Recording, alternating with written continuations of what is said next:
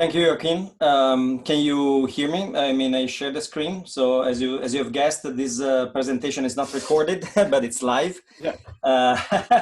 So I'll keep it like this with the video and the sharing. And if there are any problems, please let me know somehow. Okay.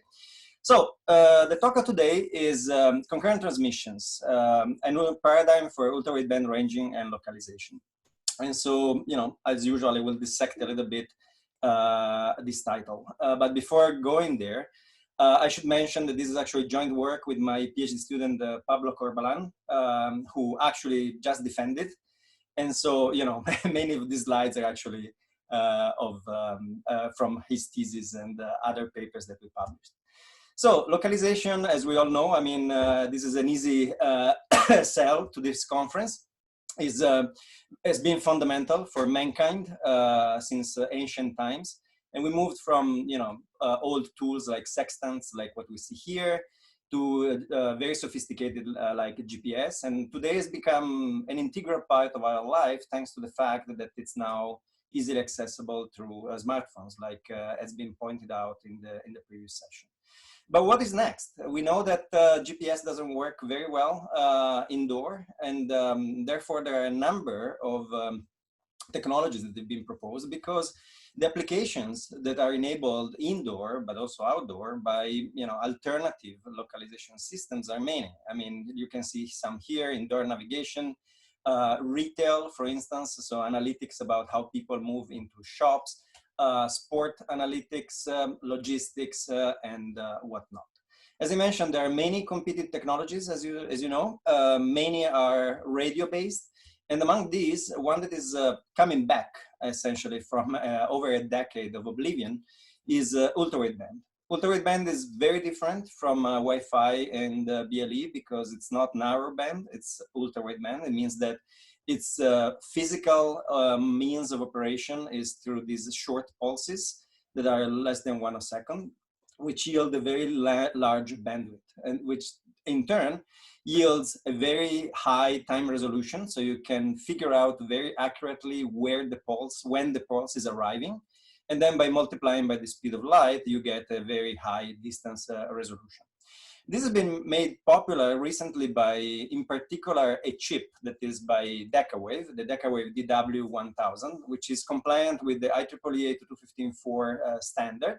And not only that, it's very precise, 10 centimeters, and it has very low power consumption, and it's very small, which means that it can be integrated in all the IoT applications and so on. So this kind of saved, as I was mentioning, ultra-wideband from over a decade of oblivion, so to speak. And then, other people followed suit. So for instance, NXP is allegedly manufacturing their own chips for automotive. And also Apple, as you know, has already an ultra-wideband chip on the latest iPhone 11 smartphone.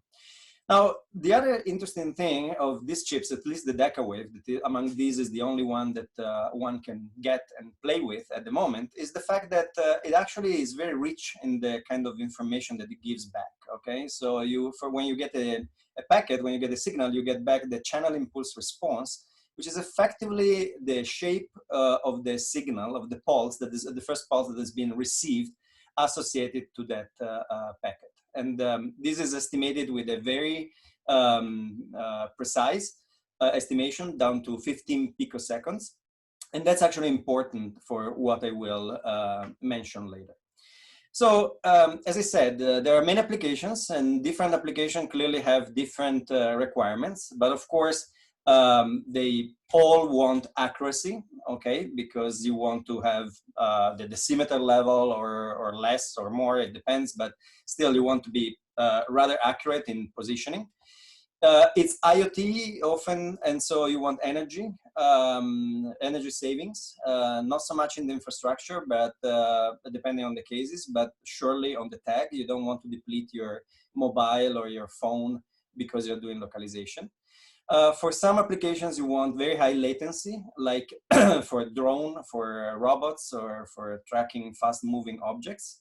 And we never can have enough scalability, right? Especially if you have navigation of many people at the same time in the same environment. And so there are many different requirements.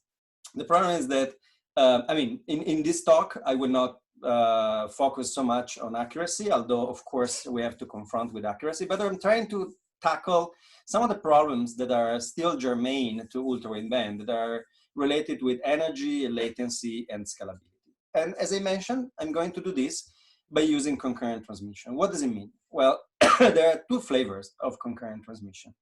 One flavor is the one that you see here. So you have two links, the links on channel A and the links on channel B, so different channels that are therefore non-interfering.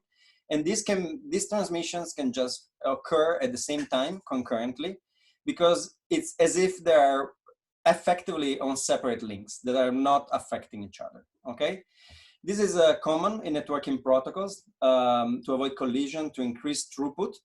Ultra-wideband actually has some interesting twists, because based on the parameters that you have, like PRF, preamble code, and so on, you can actually build many of these separate channels that are called complex channels. So it's like different complex channels within the same radio channel.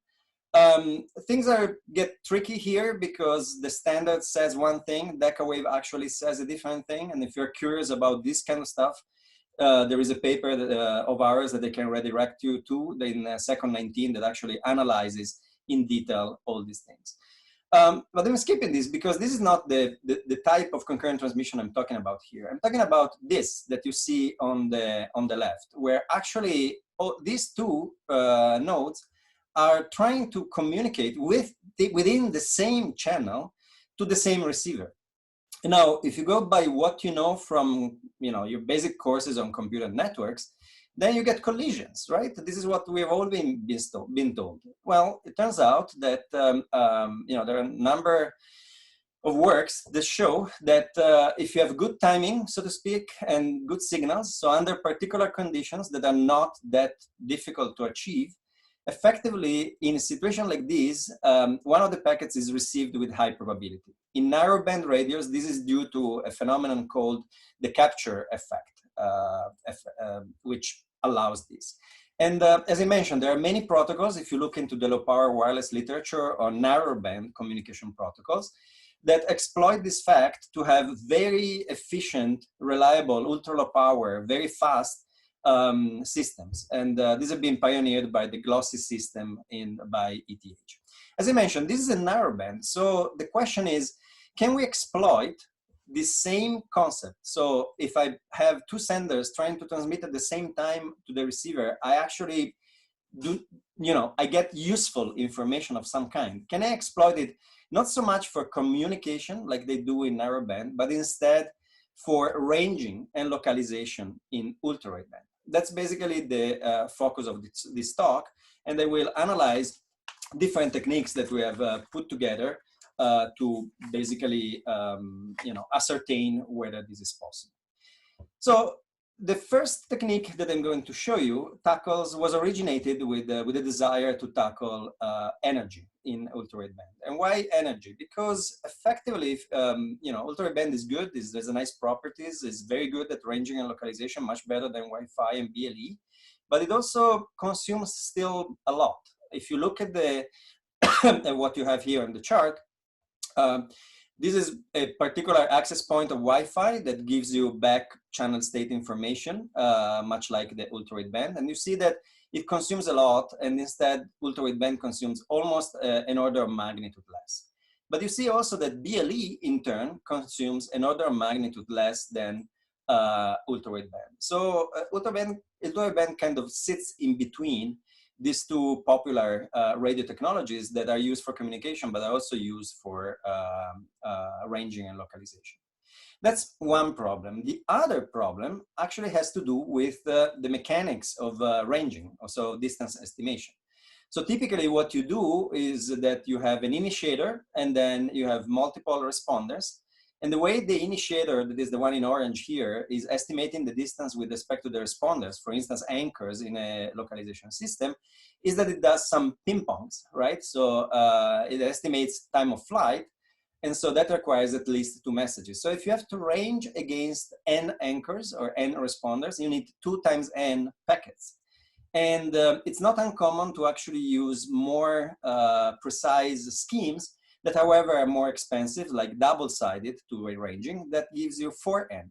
That means that you have a linear increase in cost in terms of the number of responders. So the more anchors or responders that you have to range against, and the more messages you have to spend in order to do that. So the typical case is, for instance, to have at least 4 responders for 3D localization. And then what you see is that you get 8 messages for a single estimate, or even 16 for a single estimate with double-sided TWR. So, and then this is not the whole story, because then all these measurements need to be scheduled somehow into the network in order to avoid that you have they interfere with each other.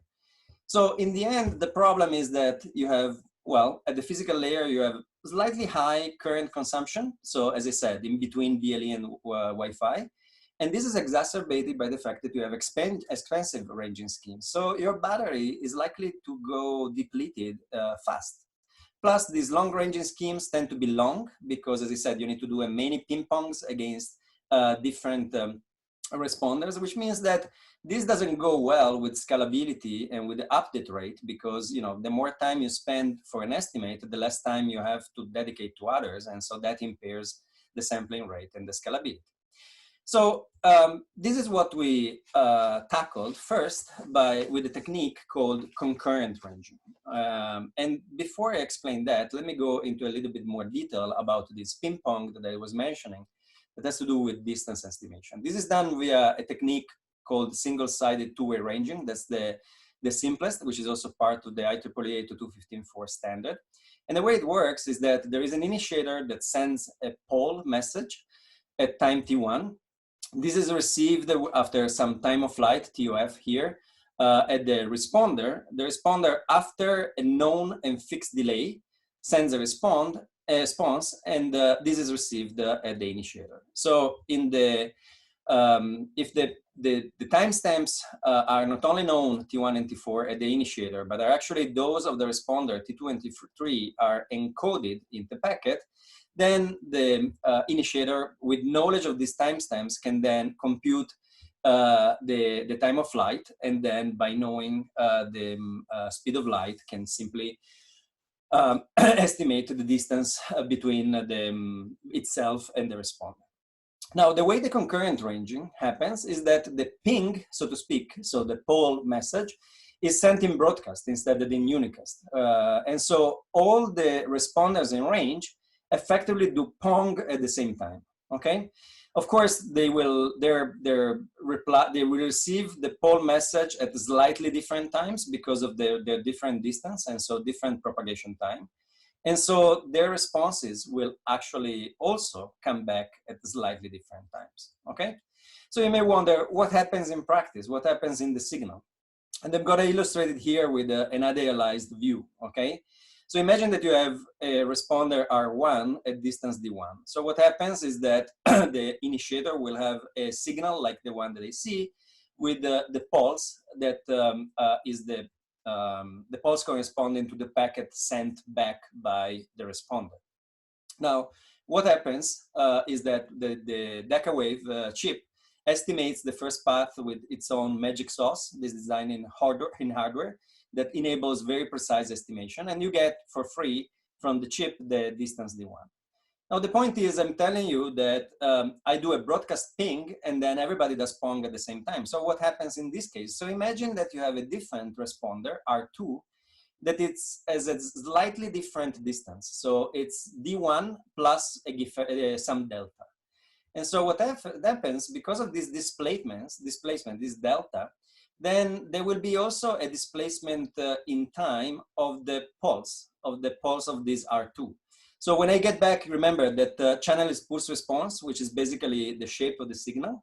In the actual signal, I will see these two pulses. And if I can determine somehow the temporal displacement, that temporal displacement is related to the distance displacement. And so I simply can estimate also D2, not just D1, with a single message. Clearly, things will be a little bit more complicated. There are these little squiggles that are appeared here that are multipath, and there will be a number of challenges that they will show you in a moment. But that's the basic idea. So what does this basic idea actually buy me? Well, the fact that I can significantly reduce the number of messages. Now you see here that now there is a new histogram that is in green that is concurrent ranging. And you see that it still increases linearly, but much slower, because all you need is basically at the network level, you need the poll message, so the ping in broadcast, and then the N replies by each of the responders, okay? But the interesting thing is that actually for the initiator, it's constant and it's only 2. So the initiator, which is typically the one that is more energy constrained, only needs to send the broadcast poll and then listen for one receiving message. Because in that message, there will be all the pulses, all the information for enabling detection of the distance of the other responders. So the bottom line here is that with these techniques, we have an opportunity. And the opportunity is to redefine the trade-offs between accuracy on one hand and all the rest that we have seen before. So energy, but also update rate and scalability. And that's the, the basic premise for this. So firstly, we maybe wonder, well, is concurrent ranging actually feasible? It's a nice idea, but does it work in practice? And that was actually the question that we had. And that's a paper that we had published in EWSN in 2018. So we actually formulated for the first time in the literature. So this concept was unknown before. We were the first to introduce it. And we tested if it works. And to this extent, we used the popular development kits by Decawave, the EVB-1000. We used the single-sided TWR. And then, we wrote our own firmware and so on. We logged packets and whatnot, and then we tried this thing in a real environment. It actually happens to be a challenging environment, which is a corridor in our university. As you see, the setup was a bit do-it-yourself, okay, with the cardboards and so on. And then that allowed to effectively move these nodes around at different distances, as you see here on left and right. And as I said, this is a challenging environment because, as you know, a corridor, long and narrow, has a lot of strong multipath components. And so it's actually pretty nasty for localization. But at the same time, it's also realistic, right? It's a representative of the indoor scenarios where you actually see these kind of systems. So if you go to the paper actually has a number of questions that we investigated. And so here instead, I will focus on the 2 that are the most important. And so the first one is, does the channel impulse response actually contain enough information for concurrent ranging? So in other words, does that idealized view that I showed you before actually hold in practice when you have a real signal and not something that I drew artificially? So what you see here is a real signal, okay, from one of our experiments. In this case, you actually have ranging in isolation. So you only have one initiator and one link, basically one initiator and one responder.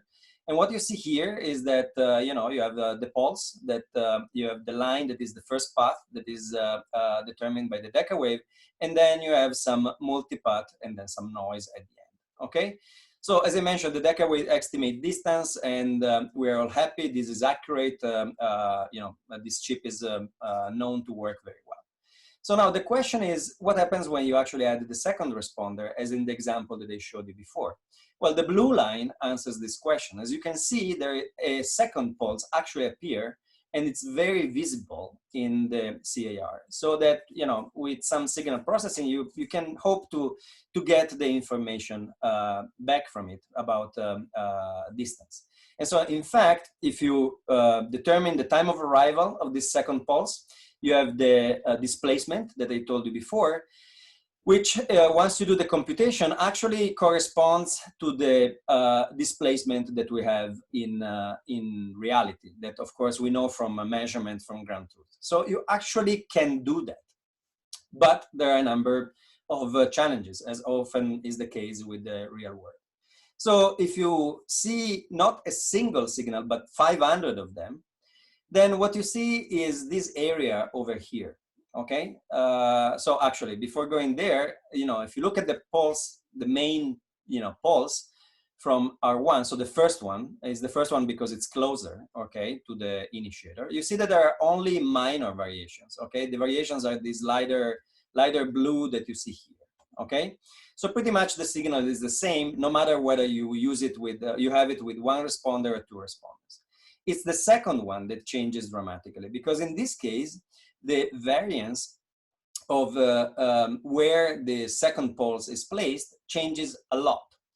And the reason why it changes a lot is because of a hardware limitation of these chips. So they have, when you schedule a transmission, which is what the responder needs to do in order to respond to the pole of the initiator, you actually have a precision of 8 nanoseconds, which is sufficient for normal communication, but actually causes problems when you are dealing with ranging, because as you know, 1 nanosecond error is by and large 30 centimeters error in distance. And so once you have this uncertainty, what happens? It happens that you may want to actually transmit at a given time, but then it's actually the radio that has this uncertainty, and so your radio may place your pulse here or place your pulse here, although they should be all placed at the given point, maybe in the middle, okay? And so this uncertainty clearly, as you can see, creates an error. And the error, how big it is? Well, you see here the difference. On the left, you have the isolated error that you get when you only have one link. And the error is well below 1 decimeter, which is what is known to be in the range of the decawave. Once instead you have concurrent ranging, then the error that you get on the second pulse, R2, is bigger. And as you see, and this is the reason for this is actually because of the uncertainty that I mentioned before. Still, it's sub-meter ranging error. So it's still, in the same ballpark or even better than what you can get with BLE or Wi-Fi. Now, the answer is yes, the CIR enables concurrent ranging. You can have enough information to derive ranging accuracy and at least to sub-meter level. Then the second question that you have is that, well, can you actually do it with more than 2? Because right now I've shown you only examples and actual results only with 2 responders. So what happens if you have, for instance, 5, like you see here? So the setup is similar to the one that you saw before, but this time we have a chain without loss of, of accuracy, so to speak. I mean, it's the same as having a star, for instance. The way this is performed is then similar to before by changing, however, the inter-node distance. And so we tried with different distances, and we started with a very small distance of 0.4 meter. Remember, the 0.3 is, corresponds to a time of flight of 1 nanosecond. And so what you can see here is that if they are too close, then what happens is that you cannot really tell which one is which. You cannot really discern the various pulses anymore. And in fact, if you actually average over 500 CIR signals, as I showed you before, you get this blue area here that is very uncertain. And so basically there's not much you can do. It's very difficult to extract when was the actual time of arrival of the various nodes. So the bottom line here is that you need to have the interdistance between the nodes that is sufficiently large. So the distances of the responders must be sufficiently different. So for instance, if you use DI equal to 6 meters in our examples, then what you see here is that you can discern the various pulses very, very well. And even if you average over 500 CIR signals, yes, you have the uncertainty that I mentioned before, but still you can do something. You can have the sub-meter accuracy that I told you before. And in fact, if you actually do a CDF of all the values from 2 meters to 10 meters, what you see is that you still have a pretty good median error and a pretty good 75th percentile. So that's representative of a situation where, for instance, you have a drone or something that, or a robot that moves, and so at any given time, the differences between the various anchors in the localization area will be different. So it's still pretty good. And as long as I mentioned, the interdistance between the nodes is sufficiently large. If you have a perfect star, so for instance, you have a square area and your node is exactly in the center, this doesn't work very well. So that's the take-home lesson from this. So this was 2018 and was our first work where we presented everything. And so in summary, what we learned is that, where the ultra-wideband radios are very accurate, but they're power hungry. And they're power hungry due to the high current consumption and to the ranging schemes. And concurrent ranging has the potential to, well, already delivers sub-meter ranging accuracy, at least under some conditions. But the enticing thing is that it has the potential to redefine the accuracy between, the trade-offs between accuracy and energy and latency. But there are some challenges, right? You need to deal with internode distances. There are issues with multipath components, which I didn't tell you about. And also you need to match the first paths with the response there. So you need to be able to associate effectively the pulses with the nodes that are actually responding. So after this, we got greedy effectively, and then we started thinking, can we push the idea further? And in thinking about this, we actually ended up tackling a different issue with ultra-wideband, which is scalability.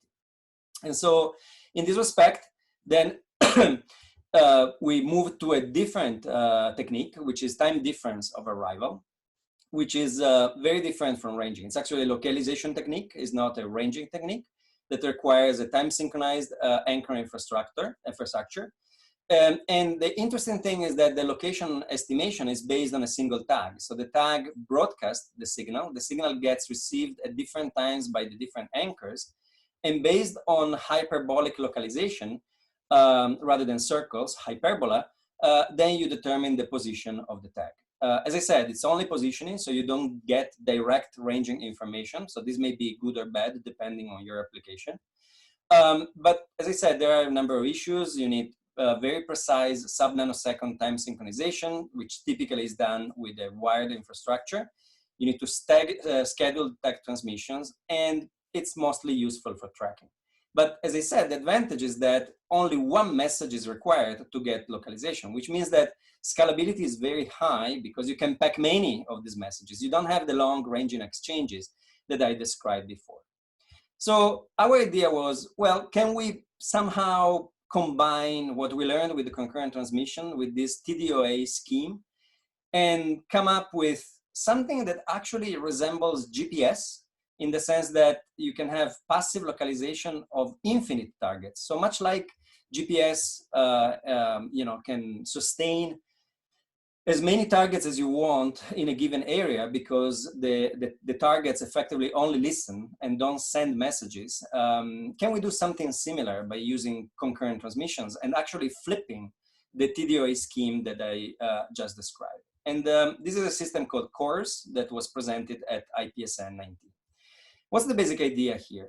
So imagine that you have your 4 anchors, and one of the anchors is actually the lead. It's like the director of the orchestra, or actually the chorus in this case.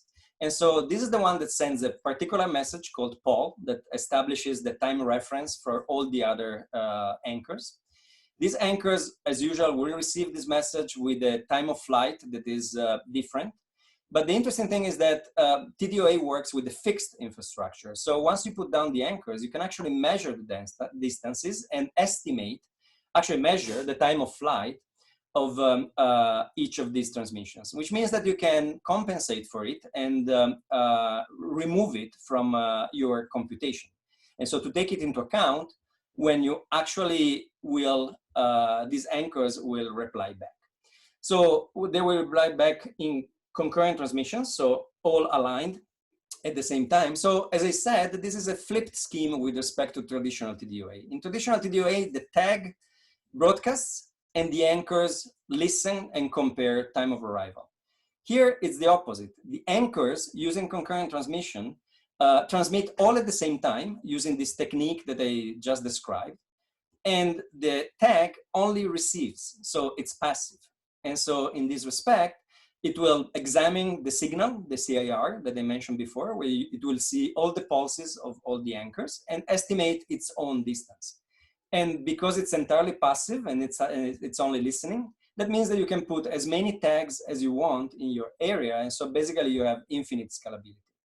So this scheme basically brings you, as we will see, accurate localization, infinite scalability, very high update rates, because your update rates are basically determined by how fast your anchors can transmit at the same time. There is no other transmission, only the anchors pumping up as fast as they can. It's energy efficient for the tag, because the tag can just listen, and only for the time when it needs the location, which means it's also on demand. So you can, turn off your radio if you don't need location, and only turn it on when you need to listen to the signals and estimate where you are. And then it gives you intrinsically location privacy, because the location is estimated at the tag and not in the infrastructure. So there are, as you can imagine, a number of challenges here, right? So the first one is anchor identification and multipart avoidance. So imagine that you have this on the tag and you have this signal. And so is this really responder the anchor 1? Is this really anchor 2? Where is 3? It's very difficult to figure out. And even if you figure it out, then you're left to determine yourself the time of arrival estimation, because as I said, the Deca wave estimates only the first path, but the others you have to estimate by hand yourself somehow. So how did we tackle these challenges? So for anchor identification, the trick that we played is the following. This is the signal, again, idealized that I showed you. What if we actually play in a slightly different time scale? So instead of playing with this signal, what if we shift the response, we shift the transmissions of the anchors just by a tiny bit, just 828 nanoseconds. So the first anchor will reply immediately, the second one after 128 nanoseconds, the third after 256, and so on. So we basically time shift them.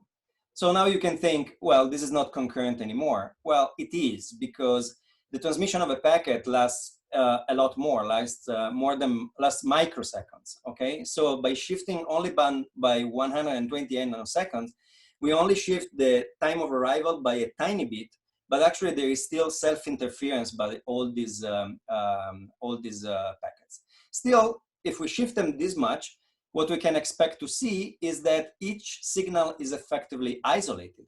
And not only that, we already impose an order. So we automatically know, because we assigned this T1, T2, T3, that the first pulse will be the one of the first anchor, the second, and the third. So we immediately solve the problem of, they cannot be at the same distance and so on, because we shift them. And also we solve the problem of identification of the various anchors. So now that we have this, how do we actually implement TOA estimation? So imagine that you have this signal. How do we determine then the time of arrival accurately for the various signals that we have in our system? Well, we apply the technique they just showed you. So we divide the signal in chunks, one for each anchor. And within a chunk, we apply a well-known algorithm called search and subtract that has been successfully used in ultra-wideband, which works like this. You need to have a match filter, and then you match the filter against your signal.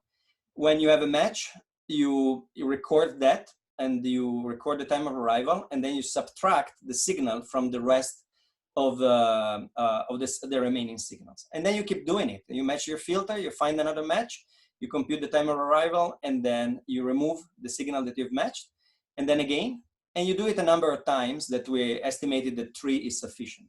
And once you have found this time of arrivals, then you get the first one, because the assumption is that, within the chunk, the first one is the right one and the others are just multipart.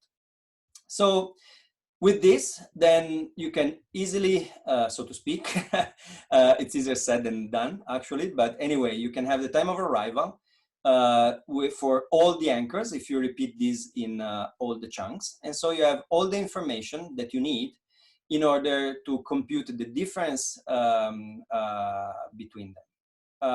And therefore, estimate the distance at the tag.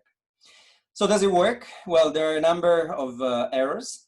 There is one minor one, and this is the time drift that you have on the clock, but this is small because the distance after which you reply here is very tiny. And so this actually yields an error that is sub-nanosecond, and so it doesn't contribute much to the accuracy.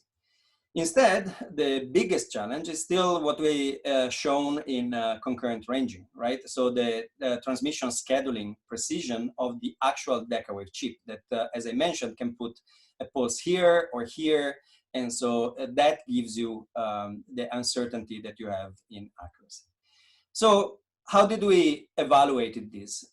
We evaluated in two ways. We evaluated we wanted to have both a prototype evaluation to know what you can have today with today's hardware, but also a model-based evaluation so that we can somehow overcome this limitation of the transmission scheduling and figure out what we could do if these were solved. So for this, we basically built an experimental toolchain where we feed to the same TDOA solver and to the same signal processing for TOA estimation and anchor identification. So basically what I just showed you. So this is the same for both the prototype and the model. And so we simply feed this toolchain with different data depending on what we're analyzing. So if it comes from the prototype, these are the CIR. So there's the signal from actual concurrent transmissions. And if not, then we use the model, and we can feed the model either, again, with the signals from isolated transmissions or, based on still on empirical traces or completely synthetic traces by using some well-known model that exists in the literature. So I will start first with the prototype evaluation, which, as I mentioned, tells us what we can achieve immediately. So the test area are those that we see here, are basically one indoor area of our department on the left and one outdoor on the right. These are pretty nasty because, as you can see, there are lots of opening here and so on. Here, there is a metallic banister on the left. There is a lot of metal, on the right, there is a lot of metal on the left. So these are pretty bad. And also my PhD students wanted to really stress the system. And so he also put a lot of positions that not only in the center where you normally use the localization system, but also on the sides, which is really bad in general for TDOA and localization. As I said, just to stress test and see what happens. So what's the accuracy that you can get? Well, by considering all the positions, what you get is what you see here. So 75% of the estimates are actually within 1 meter. And if you consider only those in the center, that, as I said, are those that you will use in real application, the accuracy goes up, and it goes up to 90% of your samples are going to be below 1 meter. Can we improve the situation somehow? I mean, as I said, the situation is already pretty good because it's better, as I said, that what typically you get from BLE or Wi-Fi. But can we improve? Well, one cheap way to improve is to aggregate over multiple samples, given that you have, a lot of update rate that you can pump from the anchors. So instead of listening only for one signal, you still listen to more. And you can see here that if you're willing to listen to 10, then you go to very good accuracy, okay, 95% and more. But this is clearly not the only way, and we will see later some other ways by which we can improve. So before going to the accuracy improvements, what about the reliability? So do we actually get always a localization signal in these cases? Well, almost. We get it 90%, 96% of the cases. And as I said, these are indoor, in the indoor, where there are a lot of openings, lots of multipath, and so on. So this is already pretty remarkable. And as you can see, this is actually, the errors are localized only on some tag positions which are particularly nasty. This is actually exacerbated in the terrace, where, as I said, there is a lot of metal and a lot of multipath. And the problems actually are bringing down a little bit the reliability are all placed into these side positions on the right, which are on one hand, they are the ones close to the banister. And on the other hand, you see what happens. They are also related to transmissions from a very far away anchor. So what's the problem here? The problem is that, as you can see here, out of 5 anchors that we have in our deployment, 2 are clearly visible, and they are the 2 that are here, A4 and A5, because in this text position, these anchors are very, very close. And basically, because of the way the chip works, everything else is considered as noise. And so basically the anchor, for instance, A3, which is the farthest, is actually one of these tiny pulses here that is actually below the noise threshold that gets dynamically computed by the deca wave, okay? So again, that's another limitation of the hardware. Still, the reliability in the worst case is 89%. Again, you know, it goes down only in these nasty positions. And so that's still pretty good. But we wanted to see what happens if we are not constrained by the actual hardware limitation. And so, as I mentioned, we did also a model-based evaluation. And so I'm not going into the details of the model. It's relatively simple. So we model each signal independently by using effectively the representation of the pulses. And then we do a summation, convolution, whatever. And then this allows us to explore cores without the hardware limitation, as I mentioned. What does it mean? Well, for instance, it means that we can take away the transmission uncertainty. But before doing that, let's ask ourselves, what happens with our model? Is it actually a faithful representation of the of a reality? Well, this is what we get if from our model if we have a transmission uncertainty of about 8 nanoseconds, which is what the actual chip does. And so, as you can see, the slope is basically the same that you saw before. So you have 75% localization error. So it means that our model is actually very, very accurate with respect to what the prototype does. So we can play the trick of then experimenting with different parameters here for the uncertainty, which is basically just a random variable associated to the scheduling of the transmissions, and see what happens if we have lower values. And so you see that already with the value of 2 nanoseconds, it gets, you know, almost, it gets very good below 50 centimeters in more than 95% of the cases. And if you remove it completely, of course, you get, you know, even better. So actually, it is confirmation that increasing the transmission scheduling precision may lead to decimeter level accuracy localization. And so that's a very, very good news for our techniques. So again, in summary, so far, what did we learn? The radios are accurate, they're power hungry, but as we said, the long range exchanges, you know, hamper update rate, scalability, and lifetime because of energy. And with Chorus, we're now able to support countless targets. So we solved scalability. We still have sub-meter accuracy, which is still pretty good. We can have very high update rates. So we also solve, you know, latency and scalability in that respect. And we have other things like location privacy, in addition to having an intrinsically energy efficient scheme. But as I mentioned, there are also issues with improving the transmission precision. And also there are issues with large scale operations that I don't have the time to address here. But I should say that we do have a scheme addressing multi-hop large scale TDOA that was presented at IPIN 19 in September. And so you can look at that for some inspiration about how we are actually going to solve this problem. But before that, so among these two challenges, the nasty one is to improve the TX precision, right? The transmission precision. Because as I said, as we saw before, that impairs the concurrency, that impairs also our TDOA scheme. So can we do something? So before doing something, I mean, let's see what we can do. One is to model the impact of concurrent transmission. That it's the minimum, and it's what we've already done. And that shows, as I showed you before, that things are definitely going to improve if we reduce this uncertainty. But what can we actually do in practice? Well, one thing is clearly wait and see. And so just wait for the next ultra-wideband transceiver.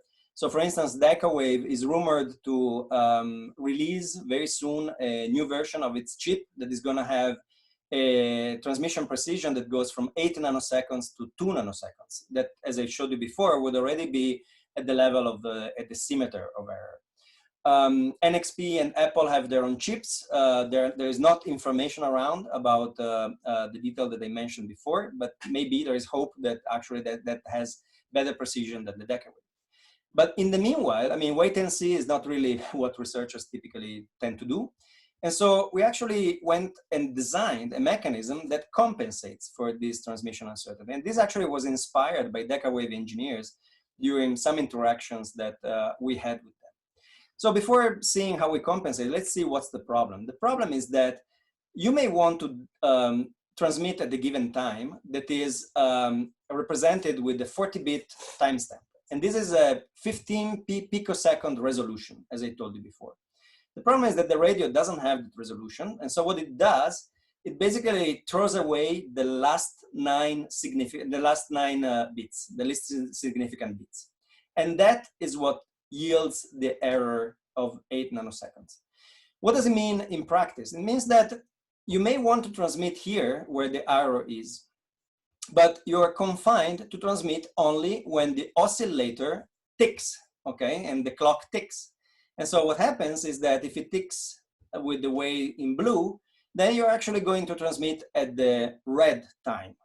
And the difference between the red time and the black time is actually the epsilon of 8 nanoseconds that I told you before. So what can we do? Well, the interesting thing is that we know when we want to transmit. And we know the error because it's simply obtained by zeroing all the last 9 bits. So we actually know all these things in advance and we can compensate. And how we can compensate? By modifying the way the oscillator works. So, you know, the Decawave has a technique called carrier frequency compensation, so that you can basically mess with the frequency of the oscillator and change it. And so the way we're going to do it, I mean, the way we're doing it is that, you know, normally your oscillator may operate like you see here, but then what we can do is we can slow it down, as you can see here in the middle. And by slowing it down, we effectively make it match, then when we resume operation, we make it match exactly the time at which we want to actually transmit. So it's like we slow the time in the middle until, you know, it's in sync with when we want to transmit. And at that point, we have perfect alignment of when we want to transmit and when we actually transmit. So does it work? Well, we had you know, experiments with one initiator and our responder, 6 responders around. And across 500 signals, as you can see, there are only minor variations. So you see here, you have only, you can barely see the light blue, while before you had those big blobs that were the standard deviation. So it seems to be very precise.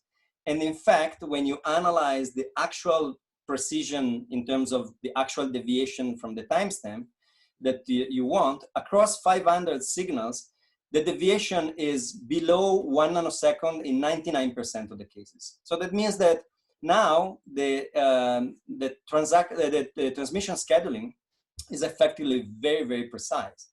So what does it mean? It means that we can go back to where we started and go back to concurrent ranging and apply this technique.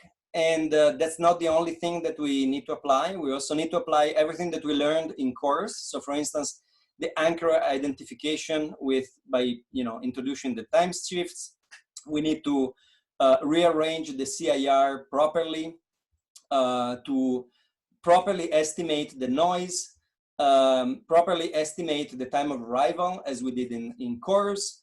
And then in the end, we can have a distance estimation. And an interesting thing here is that once we put all these things together, which are in a paper that we just submitted to Transactional Sensor Networks, all these techniques together remove the dependency from the first packet that you receive. So basically, we can estimate all the information of all the anchors only by looking at the CAR. And the interesting thing is that you actually get the CAR even if you don't get a packet. So all it matters here is the signal. And so that means that these techniques suddenly becomes extremely reliable. So does it work? Well, this is one of the scenarios that I showed before, the indoor one, with the same positions that we saw in cores, so with static positions. And you know, the performance is pretty good. It's below 50 centimeters, is centered around 25 or so. And this actually, as you can see, has all the positions, including the nesting ones that are very close to the walls, where there are openings, lots of multipath, and so on. So you see some are off, but those that are off are, again, those that are very close to the wall or in these very challenging areas. And these are the ones that give you this tail on the right, where are a few measurements that actually go above 50 centimeters. If you focus, even in this case though, you see that the CDF is very close to what you can get on single-sided two-way ranging, which we experimented both with the traditional way to do it, which is the black, and with the blue one, which is a version that uses the same transmission compensation that we showed before. So it actually improves the way TWR actually works. And you can see that the accuracy is very much in line with what the traditional methods use. Now, of course, if you focus only on the center positions, which are typically those of interest, things go even better, and really the accuracy gets very, very close to the one of the traditional methods, and even the variance that you have in the measurements is very, very, very low. So effectively, this means that we are back to having decimeter level ranging and localization, just like traditional techniques, but with concurrent ranging. And so with energy and latency, a fraction of the energy and latency cost. We also validated with the mobile trajectories, with ground truth that is provided by an OptiTrack facility that gives you millimeter level localization. And you can see that the trajectories follow very closely the ground truth. And again, if you picture the CDF, you see that the performance is very close to the traditional methods. And as I mentioned before about reliability, reliability is actually the quality of being trustworthy or of performing consistently well. And we measure that we get a sample back, a localization sample back, in 99% of the cases, which basically fulfills the definition of reliability. So if you fell asleep here and you just woke up, what are the take-home messages? The take-home messages, the first one is that ultra-wideband radios are back, and they have the potential to reshape the market by enabling pervasive localization. There is a new standard being proposed by Decawave, Apple, NXP, Samsung. And if you paid attention to these names that I listed, that means that this will be soon on your smartphones, enabling a slew of application. And as I mentioned, it's already on the iPhone. And in this respect, concurrent transmissions enable significant advantages. You have similar accuracy to traditional schemes, but you have much lower energy consumption, much higher update rates and scalability for both ranging and localization. And actually, you can exploit it today. You don't have to wait for the next transceivers to come out. So with this concludes my presentation. If you're interested, these are papers where you can find more information. And I'm now ready to answer whatever question you may have. Thank you very much.